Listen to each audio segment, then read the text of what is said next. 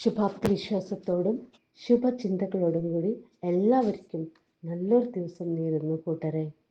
നമ്മുടെ കാലിക്കറ്റ് പ്രോഗ്രാം കഴിഞ്ഞ് ഞാൻ വീട്ടിലെത്തിയപ്പോൾ എന്നെ കാത്തിരുന്നത് നല്ലൊരു വാർത്തയായിരുന്നു.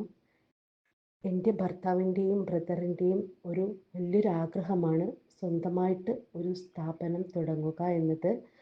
അത് മാസങ്ങൾക്ക് മുന്നേ അവർ ഒരു തീരുമാനമെടുക്കുകയും പക്ഷെ അത് നടപ്പിലാക്കാൻ കഴിഞ്ഞതില്ല.